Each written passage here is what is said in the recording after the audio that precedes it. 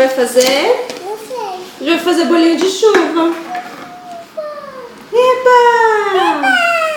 Então posso colocar? Não, quer? Então vai. Com cuidado. 1, 2. Não, tem que pôr mais cheio. Isso.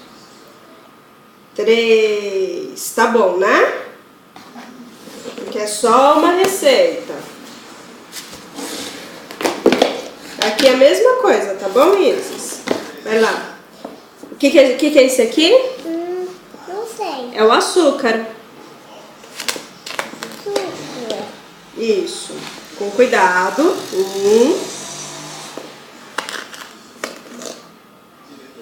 2, 3. Agora pega o fermento, que é o do bolinho de chuva. Não vira não. É tudo com medida, Isis. Ó. Medida? É, com medida.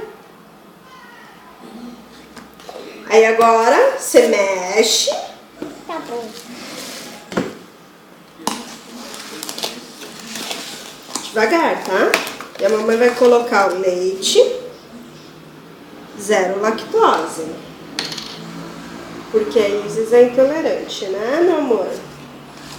Devagar. Doce. Vai ficar uma delícia, né?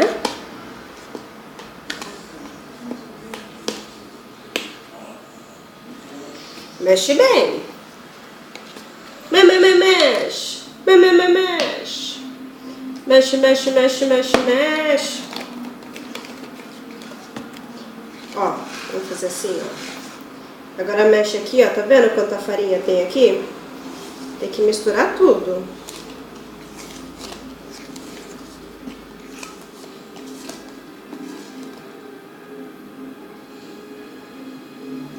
Mexe.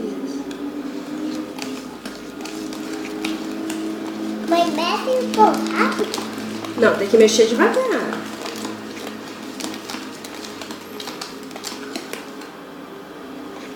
Nossa, olha que massa bonita, Isis. Uau! Não, cuidado, senão você me suja. Prontinho, agora é a parte da mamãe, porque tem que ir lá pro fogo, né?